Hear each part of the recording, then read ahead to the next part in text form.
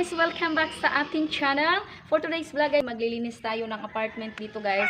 Ang apartment dito sa farm ng tita ko guys ay wala pang nakatira or wala pang nagre-rent because the reason papakita ko sa inyo kung so ayan, palagi nyo itong nakikita pag nagva-vlog ako, pag nandito ako sa farm.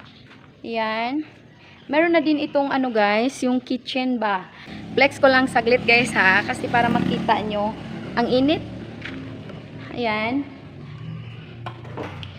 Papakita ko sa inyo. Ano to guys? So ayan, ito ay bali isang room o one big family pwede na dito. Kasi hindi pa ito pinag-anuhan ng tita ko guys dahil naghahanap siya ng taong makatira dito na yung gusto niya yung kanang tarumba, ayaw niya yung magulugani guys. So ito yung bali yung pinaka-room niya, ito yung lalagyan ng aircon and then so ayan. Bali may door siya dito guys kasi parang ito talaga yung pinaka main room. Ayan. Malaki naman to guys. Ito ay hindi nga lang pwede sa naghahanap na single yung ano guys, yung pwede mag-rent dito, yung one big family. Yun lang ang available na pwede sabi ng tita ko kasi pinipili niya yung tarong guys. Pinakapinto niya sa main room. Tapos, paglabas natin guys, ito naman yung, bali ano to guys, yung sala ba? Sala dito. So, ayan. Kasi ito talaga yung labasan. Dito tayo lalabas. Ayan. And also, meron na din itong kitchen. Dito na ito guys. Ito yung kitchen. Nakahiwalay dito sa, bali nauna siya doon sa room. So, ayan. Lababo.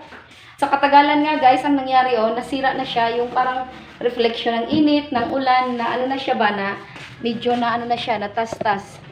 So, ayan. Maglilinis kasi ako dito guys, pero parang pinopromote ko lang ba? Charing.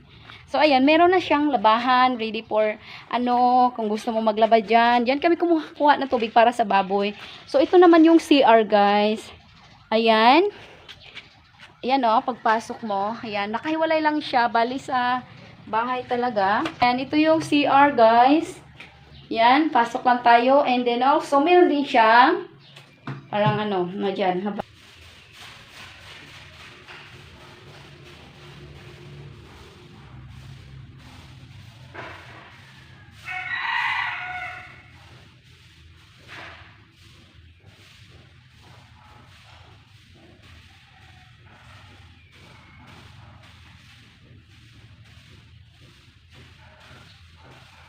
Ito yung pinaka pinaka room niya. Walang maingay dito guys at saka sobrang linis. Grabe naman tong map na to. Parang